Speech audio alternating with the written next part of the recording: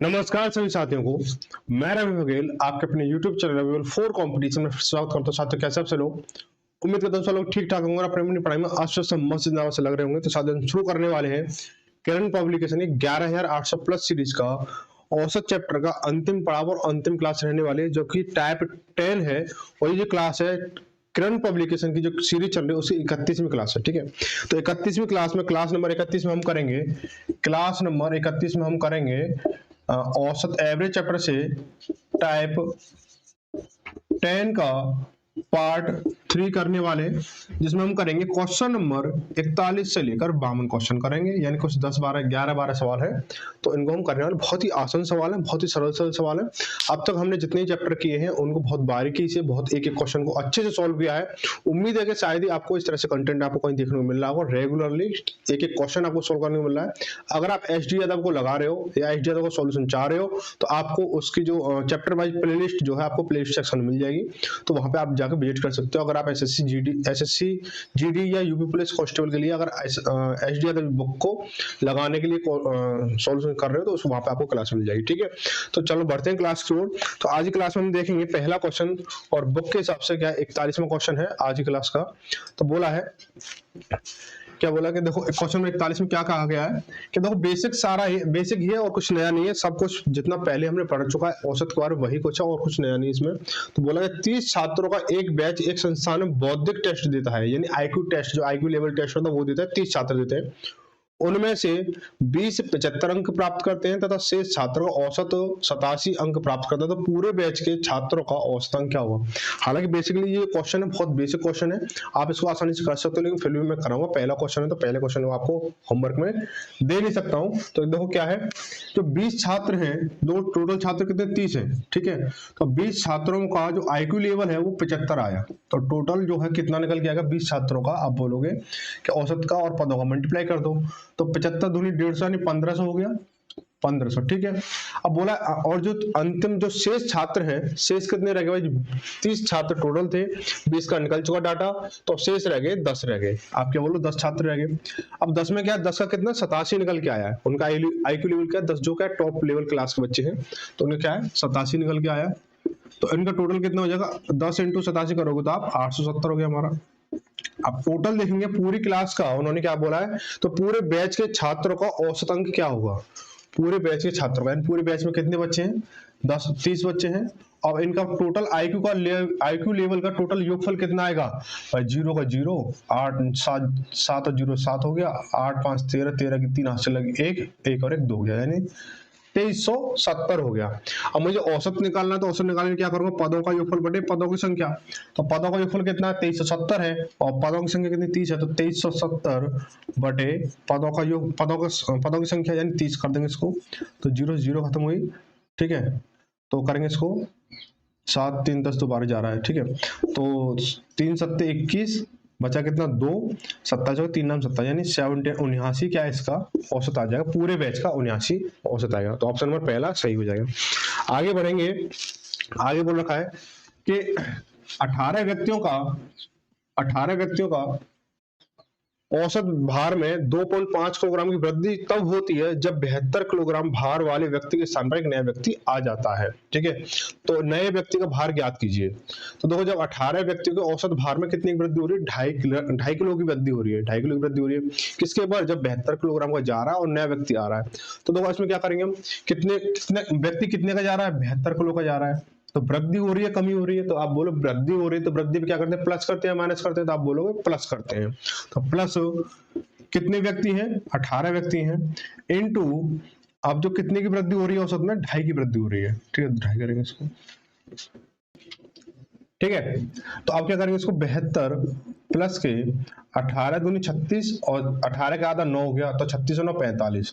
अब इनको जोड़ोगे तो 7 और 5 और 2 7 हो गया, 7 4 11, यानी जो नया व्यक्ति है वो 117 किलोग्राम का है। तो ऑप्शन में तीसरा सही हो जाएगा, ऑप्शन में तीसरा सही हो जाएगा। आगे बढ़ेंगे, अगला क्वेश्चन, क्वेश्चन नंबर 43। ये भी बेसिक ही क्वेश्चन है, इसको देखेंगे, थोड़ा सा लेंथी कर दिया है। तो क्या बोला गया, एक दुकानदार, इसको उठा लेते हैं, एक दुकानदार किसी उत्पाद की 20,000 यूनिट्स प्रत्येक 1 रुपए पर, 15,000 यूनिट्स प्रति 1 रुपए 15 पैसे पर और 5,000 यूनिट प्रत्येक 2 रुपए की दर से खरीदता है, तो एक यूनिट का औसत मूल्य कितना होगा? दशमलव के बाद 2 स्थान तक पूर्णांकित कीजिए। यानी उसने 20,000 यूनिट खरीदी 1 रुपए के हिसाब से, तो उसे पूरा ओवरऑल उसका पैकेज का जितना उसने सामान खरीदा टोटल का औसत निकालना। तुम क्या करेंगे? 20,000 खरीदी है, कोई बात नहीं है, 20,000 खरीद लो, कितने? 1 रुपए के हिसाब से, उसका औसत कितना? 1 है, तो 1 रुपए के हिसाब से अगर कोई 20,000 चीज खरीदी जा रही है तो कितने रुपए खरीदी जा रही है? वो 20,000 रुपए खरीदी जा रही है, तो 20,000 रुपए की होगी। ठीक है भाई। अब 15,000 खरीदी उसने, 15,000 खरीदी 1 रुपया 15 पैसे के हिसाब से। अब इनका योगफल निकालेंगे भाई। 15,000 चीज खरीदी हमने और एक चीज 1 रुपए 15 पैसे की, तो 15,000 चीज कितनी हुई? तो आप क्या करो, इनका मल्टीप्लाई करोगे, तो 1.15 इंटू 15, ठीक है, 1000 कर लो तो 1000 कर लो, ठीक है। तो 3 जीरो, तो 3 जीरो ऐसी लिख जाएंगे हमारी। 15 पन्ना 75, हासिल लगी 7, 15 कम 15 और 7 22, हासिल लगी 2, 15 कम 15 और 2 17 हो गया। 2 का पॉइंट है, 2 का पॉइंट इधर से लगा दोगे, कितना हो जाएगा? 17,250, यानी 17,250। ठीक है भाई। अब आगे क्या बोला? 5,000 यूनिट प्रति 2 रुपए के हिसाब से खरीदी है ना। तो 5,000 यूनिट यानी 5,000 कोई भी आर्टिकल है, वो क्या है, आपको 2 रुपए के हिसाब से खरीदा है, तो कितने का हो जाएगा? 5 दूनी 10, यानी 10,000 का हो जाएगा ये, तो 10,000। अब टोटल जो उसने यूनिट खरीदी है वो कितनी खरीदी है? टोटल यूनिट उसने कितनी खरीदी है कि 15 और 5 20 और 20 40, 40,000 खरीदी है। कितनी? 40,000 खरीदी है। ठीक है। अब कुल रुपए कितने खर्च किए उसने? कि 20 और 10 30, 30,000, 30,000 और 17 47,000, 47,250। कुल रुपए उसने खर्च किए 47,250। ठीक है भाई। अब क्या बोला गया है? उसका हमें औसत निकालना, पॉइंट के 2 अंक, पॉइंट के बाद 2 अंकों तक निकालना। तुम क्या करेंगे? औसत निकालेंगे। औसत बराबर क्या होता है? पदों का योगफल बटे पदों की संख्या। तो पदों का योगफल कितना है? 47,250 है और पदों की संख्या कितनी? 40,000 है, तो 40,000 लिख दो नीचे, कोई दिक्कत नहीं है। जीरो जीरो कैंसिल हुई हमारी। अब 5 से काटो, ऐसे काटो, बहुत लंबा जाएगा, सीधा सीधा दे लो। 4,000 के भाव 4,725, सीधा सीधा दे लो। ठीक है। तो 4,725 में हम भाग देंगे 4,000 का। ठीक है। तो 4 एकम 4, ठीक है, 4 एकम 4 जाएगा 4,000। ठीक है। 5 हो गया, ये 2 हो गया, ये 725 हो जाएगा। पॉइंट लगा के एक जीरो बढ़ा ली मैंने। ठीक है। तो 4 दूनी 8 तो ज्यादा हो जाएगा, 4 दूनी 8 तो ज्यादा हो जाएगा, तो 4 एकम 4, यानी 4,000 फिर से किया मैंने।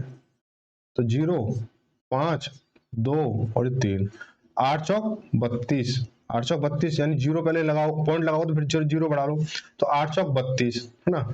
तो 0 0 0, 8 चौक 32 हो गया।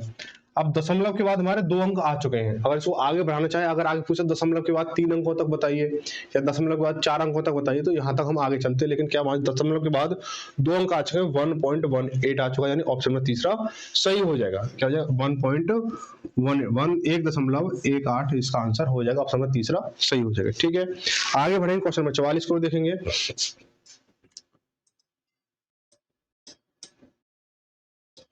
क्वेश्चन नंबर 44 में क्या बोला गया है कि 3 व्यक्ति ए, बी और सी वाले समूह का औसत वजन 70 किलोग्राम है। जब डी इस समूह का में शामिल होता है तो औसत 60 किलोग्राम हो जाता है। एक व्यक्ति ई है जिसका वजन डी के वजन से क्या 5 किलोग्राम अधिक है, तो ए को प्रतिस्थापित किया करता है और तब बी, सी, डी और ई का औसत वजन 59 किलोग्राम हो जाता है, तो ए का वजन किलोग्राम में ज्ञात कीजिए। ये जो क्वेश्चन है सेम एज इट इज, इसी टाइप के टाइप नंबर 10 का 31वां सवाल है। सेम क्वेश्चन है, एक भी ऑप्शन नहीं बदला है, मतलब ऑप्शन बदले या नहीं बदले, लेकिन एक भी क्या है नंबर डिजिट कोई नहीं बदले, सेम डिक्टो क्वेश्चन है। तो आप वहां से इसको कर सकते हो, इसको रिवाइज कर सकते हो, इसे देख सकते हो, जैसे कुछ करना चाहो। ठीक है। आगे बढ़ेंगे, क्वेश्चन नंबर क्या है? 45 है, इसको देखेंगे। बोला गया कि सोमवार, बुधवार तथा शुक्रवार का औसत तापमान कितना? 41 है। बुधवार, शुक्रवार तथा गुरुवार का औसत तापमान 42 है। यदि गुरुवार का तापमान 43 डिग्री था तथा तो सोमवार का तापमान था, यानी आपको ये डिजिट दे रखी है, आपको सोमवार का तापमान बताना, तो क्या करोगे? सोम प्लस बुध प्लस क्या दे रखा है? शुक्रवार दे रखा है, शुक्रवार दे रखा है। शुक्रवार का जो औसत तापमान है कितना 41 है, औसत तापमान कितना 41, इन तीनों का औसत तापमान कितना 41 है, तो टोटल तापमान कितना होगा, तो टोटल तापमान कितना हो जाएगा भाई, कितने पद है हमारे 1 2 3, तो इसका 3 के साथ इसका मल्टीप्लाई करोगे तो 3 एकम 3 और 3 चौक 12, यानी 123 का टोटल तापमान हो जाएगा। ठीक है, आगे क्या बोल रखा है कि बुध शुक्र गुरु,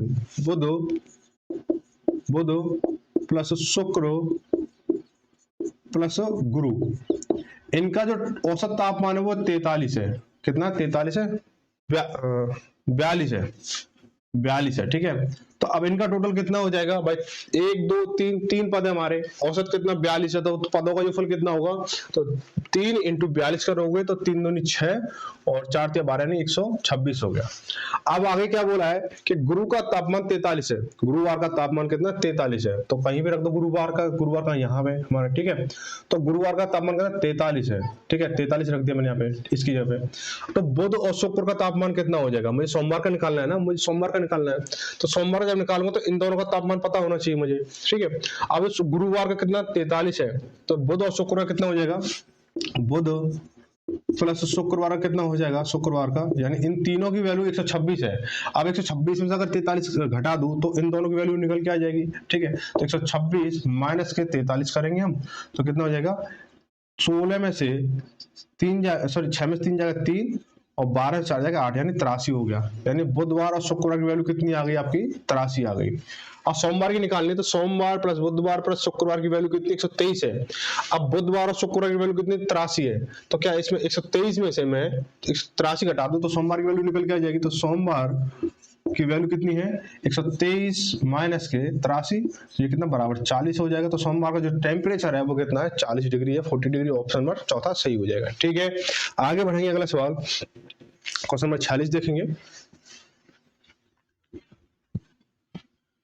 क्या बोला गया कि ए बी और सी का औसत वजन 65 किलोग्राम है, यदि सी और बी का औसत वजन 61.5 किलोग्राम है और ए और सी का औसत वजन 68.5 किलोग्राम है, तो सी का वजन ज्ञात करें, तो सी का वजन ज्ञात करें। ठीक है, तो हम क्या करेंगे, देखो ए बी सी है, इनका औसत वजन कितना 65 किलोग्राम है, देखो ए प्लस बी प्लस सी का औसत वजन कितना है 65 किलोग्राम है, तो टोटल वेट कितना हो जाएगा, 1 2 3 3 लोग हैं, 3 लोगों का औसत कितना 65 है, तो टोटल निकालेंगे तो औसत इंटू पद, तो 65 इंटू 3 करोगे 3 पंजे 15 से लगी 1 और 6 18 को 19 195 हो गया।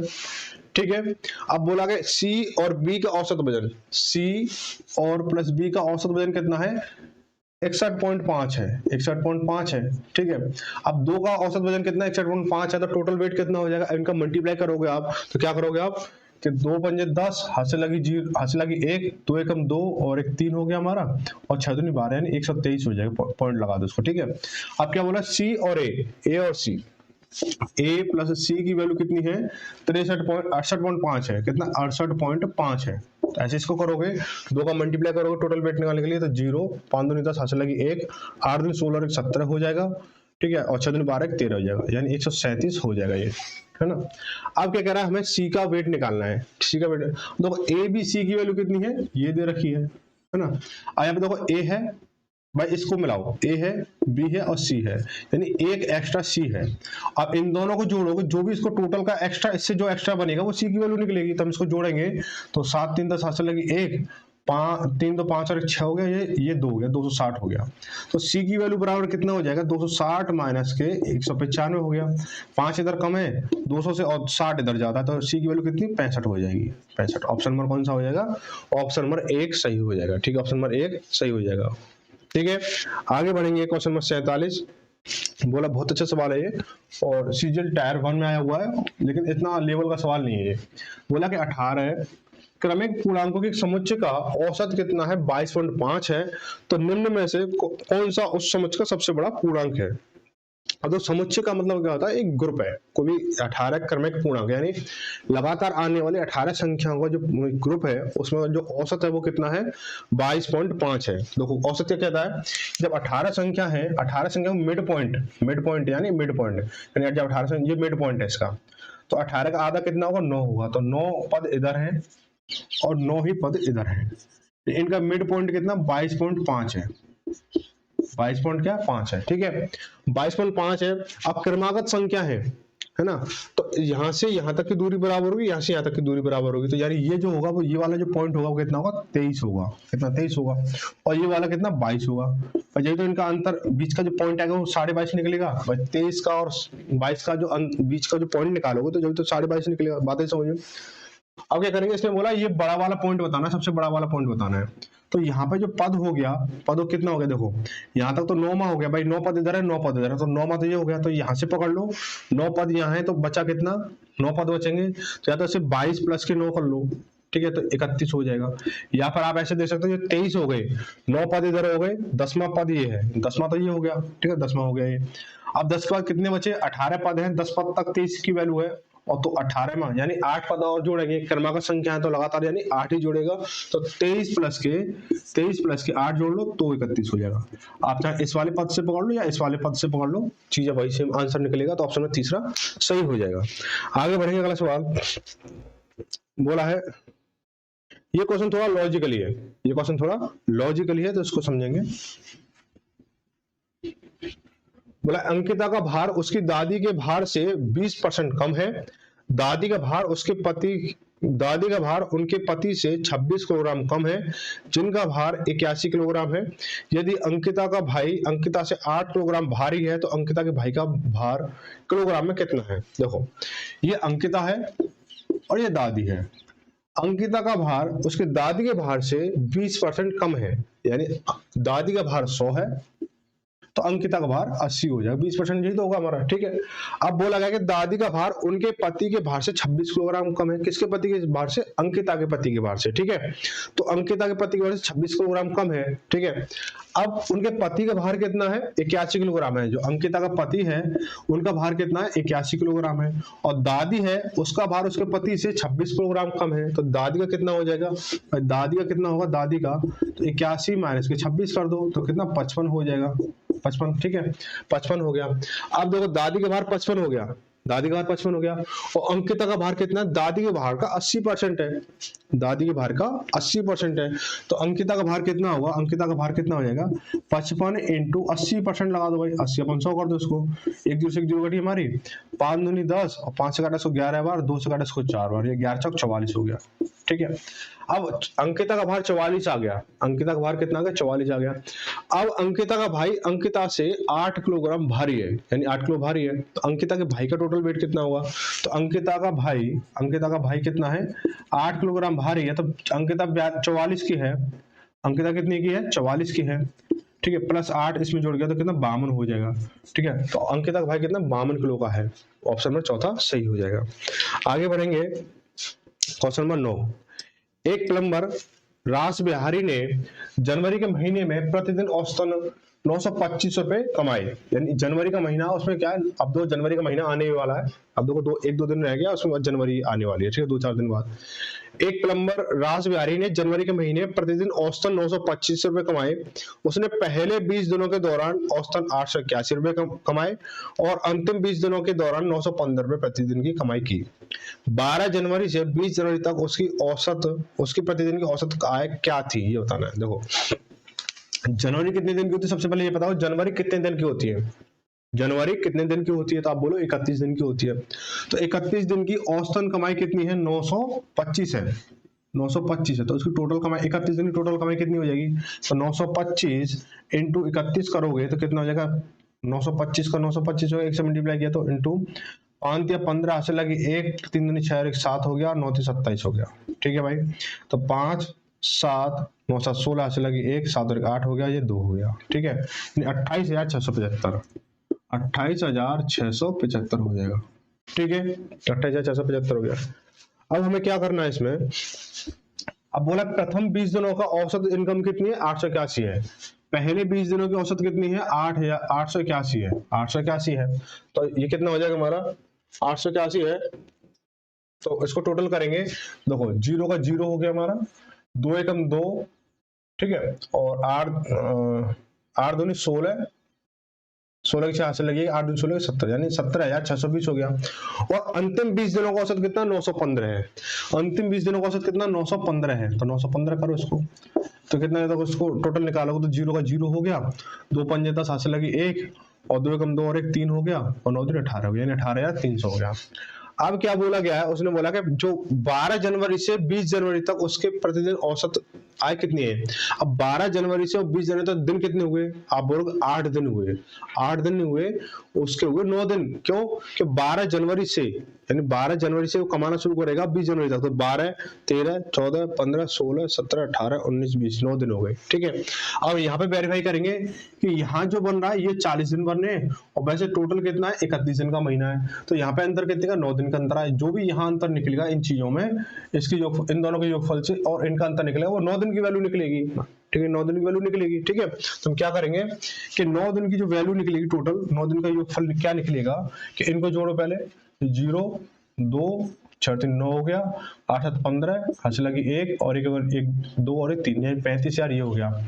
अब इसका जो अंतर है कितना एक्स्ट्रा, ये इसको घटा दो, 28,675 है हमारा। ठीक है, तो ये 5 10 में से 5 जाएगा 5, यहाँ बचा 1, 12 में से 11 में से 7 जाएगा तो 4, यहाँ बचा कितना 8 8 और 6 गया 2, और यहाँ 15 में से 8 जाएगा तो 7, यानी 7,245, कितना 7,245 हो गया। ठीक है, अब ये औसत 9 दिन का औसत कितना निकलेगा, 9 दिन का औसत कितना निकलेगा भाई, योगफल कितना 7,245 है, 7,245 है। ठीक है, अब पद कितने हमारे पास 9 है, तो 7,245 बटे 9 करेंगे तो 9 8 72, अब बच्चा कुछ भी नहीं, 4 उतारा, 4 भाग जाएगा नहीं, भागना 0, 45 हो गया, और 5 45, यानी कितना 805 है। वो जो 9 दिन है 12 जनवरी से 20 दिन का जो 9 दिन का एवरेज है वो 805 रुपए प्रति दिन का औसतन इनकम है। ऑप्शन नंबर चौथा सही हो जाएगा। क्वेश्चन नंबर 50 देखेंगे। 50 में क्या दे रखा है, बोला गया है कि किसी टोकरी में रखे गए सेवों का औसत भार 50 किलोग्राम है। किसी टोकरी में रखे गए और सेवों का औसत भार क्या 50 किलोग्राम है, यानी एक सेब क्या बहुत बड़े बड़े हैं, कहने का मतलब क्या है सेब बहुत बड़े बड़े हैं, कि टोकरी में सेब रखेंगे, कुछ सेब रखेंगे, औसतन एक सेब का भार 50 किलोग्राम आ रहा है। कहने का मतलब उसे ना तो एक व्यक्ति अकेला उठा सकता है ना उसे खा सकता है। तो उस टोकरी में 60 किलोग्राम औसत भार वाले 6 सेब मिलाए जाते हैं। यदि टोकरी के सेबों की औसत भार में 5 किलोग्राम की वृद्धि होती है तो टोकरी में प्रारंभ में रखे गए सेबों की संख्या ज्ञात कीजिए। इसको हम 2 तरीके से करेंगे, पहले बेसिक से करेंगे और कुछ अप्रोच के माध्यम से करेंगे। ठीक है, तो मान लो बेसिक से कर रहे हैं, मान लो पहले टोकरी में x सेब है, उनका औसत कितना 50 है, तो टोटल वेट कितना हो गया 50x हो जाएगा। ठीक है, अब 6 सेब और मिला लिए, उनका औसत कितना 60 है, तो कितना 360 हो जाएगा, ये हो जाएगा नहीं हो जाएगा। ठीक है, हो गया। अब टोटल कितना हो गया, टोटल आप क्या देखो सेब कितने हो गए x प्लस के 6, यानी x प्लस के 6 हो गए, है ना। अब अगर औसत में 5 किलोग्राम की वृद्धि हो गई, औसत में 5 किलोग्राम की वृद्धि होगी, पहले कितना 50 था अब कितना 55 हो रहा है, तो औसत कितना 55 हो गया, तो टोटल वेट कितना हो जाएगा टोकरी में अब कि 55x प्लस के 6 30 हासिल लगी 3 और 6 30 और 3 33, यानी 330 हो गया। सवाल के अकॉर्डिंग इनका योगफल और इसका योग ये क्या बराबर है, तो क्या करेंगे 55x प्लस के 330 माइनस के 50x प्लस के 360। ठीक है भाई, इसको जब इधर जाएगा 50 इधर जाएगा, 55 में से 50 माइनस होगा 5x हो जाएगा, बराबर 360 में से 330 जाएगा तो 30 बचेगा, 5 30, यानी x बराबर कितना होगा 6। पहले कितने सेब थे 6 सेब थे। ठीक है, पहले कितने सेब थे 6 सेब थे।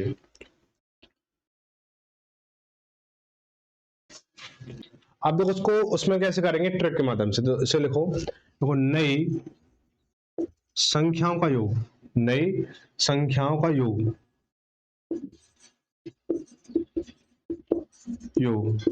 माइनस क्या करोगे नया औसत इनटू नया पद, नया औसत इनटू नया पद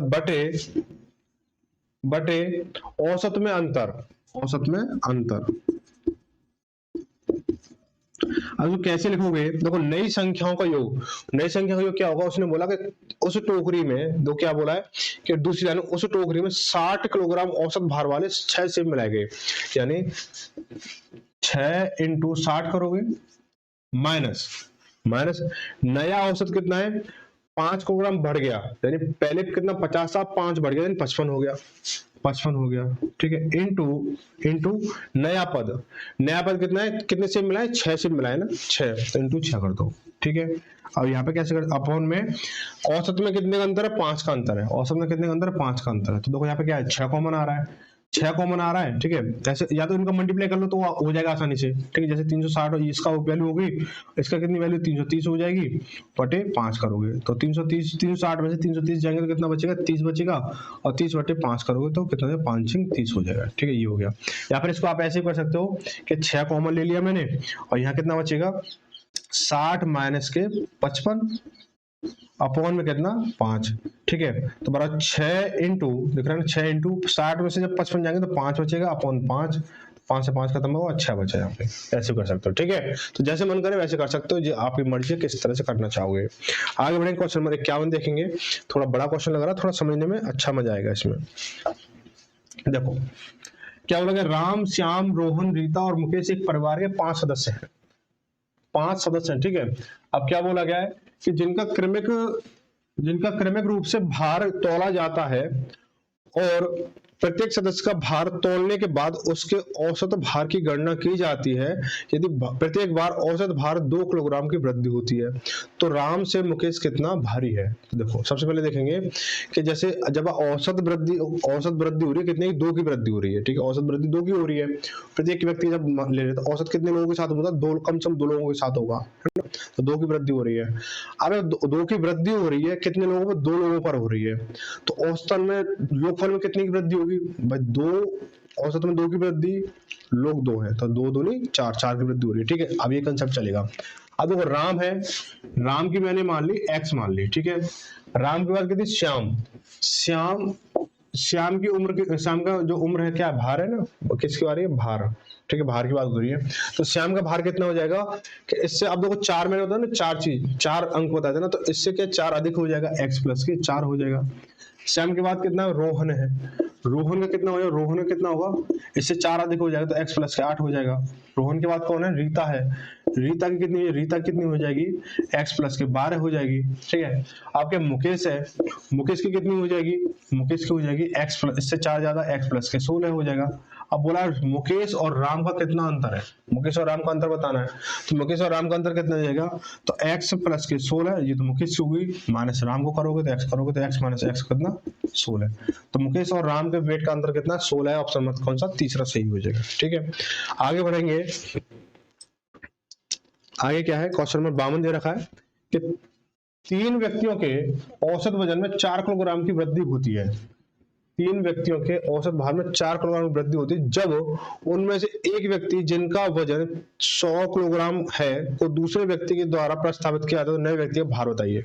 बहुत ईजी है, 3 व्यक्तियों के औसत भार में कितने, 4 की वृद्धि होती है, और वहां 100 किलोग्राम का व्यक्ति आ रहा है, जा रहा है, उसके सामने नया व्यक्ति आ रहा है, तो क्या करेंगे, पुराना कंसेप्ट है कि कितने का जा रहा है, 100 का जा रहा है, वृद्धि हो रही है तो प्लस करो, कितने लोग हैं, 3 लोग हैं, औसत में वृद्धि कितने की, 4 को ही, ठीक है। तो 100 प्लस के 3 इंटू 4 कितना, 12 हो गया, और 100 प्लस 12 कितना हो गया, 112। ऑप्शन नंबर कौन सा हो जाएगा, ऑप्शन नंबर चौथा सही हो जाएगा, ठीक है। तो इस वाली क्लास में अधिकतर क्या चौथे नंबर के ऑप्शन सही थे, तो कोई दिक्कत नहीं हो, तो एक कॉन्स्टेंट वाली बात होती है। अब जो क्लास, जो यहाँ पे क्या आपका चैप्टर फिनिश हुआ, क्लास भी फिनिश हुई, टाइप भी फिनिश हुआ, ठीक है। अब जो चैप्टर रहेगा वो आगे अनुपात समानुपात शुरू होने वाला है। कुछ बच्चे जो है उसकी कह रहे हैं किसकी, सरलीकरण की बोल रहे हैं, तो सरलीकरण के लिए मैं जो है मतलब प्रोसेस में लगा हुआ, उसकी जो है ना स्क्रीन वाली वीडियो बनेगी, ठीक है, क्योंकि उसमें जो या तो चीजें ऐसे होनी चाहिए, एक्यूरेट दिखनी चाहिए, ठीक है। मुझे यहाँ पे क्या, ये जो आप देखो, आप क्वेश्चन के पीछे में हो ना, ये क्वेश्चन मुझे नहीं दिख रहा है, यहाँ पे मुझे नहीं दिख रहा है, इस जगह मुझे नहीं दिख रहा है, आप लोगों को दिख रहा है। ये सारी चीजें ना एक सॉफ्टवेयर बेस्ड चलती है, तो यहाँ मुझे नहीं दिखता है, लेकिन लैंग्वेज वाली चीजें होती है सीधी सीधी हो जाती है। लेकिन जब सरलीकरण में क्या चीजें, बहुत सारी कैलकुलेटिव चीजें हैं, या तो वो स्क्रीन माध्यम से होंगी या फिर यहाँ लिखने के माध्यम से होगी, जो सटीक, जो सही लगेगा मुझे प्रोसेस में उसको करा दूंगा। आप निश्चिंत रहें, बेफिक्र होकर करें, चैप्टर वाइज करते रहें, और जो सरलीकरण है, घातांक करनी है, ये सारी चीजें मैं आपको करा के दूंगा पूरा कंप्लीट, एक एक क्वेश्चन रहेगा मेरी तरफ से।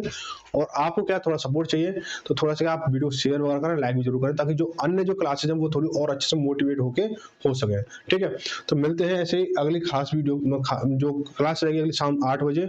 और अनुपात समानुपात चैप्टर रहने वाला है, क्योंकि उसका डाटा कंप्लीट तैयार हो चुका है और सब बाकी चीजें सब जो है तैयार है, बस वीडियो अपलोड होने के लिए वहाँ पे होगा। ठीक है, तो इसलिए क्या अभी औसत कर लें, औसत के बीच बीच में क्या उसको मैं थोड़ा तैयार करूंगा, तो उसको क्या शेड्यूल में क्या आपको डाल दूंगा, तो सारी चीजें आपको बरकरार टाइम टू टाइम मिलती रहेंगी। तो क्लास शाम 8 बजे रहेगी आपकी, आपको पता ही है। तो मिलते हैं अगली शाम को शाम 8 बजे। तो सबको धन्यवाद। जय भारत, जय हिंद।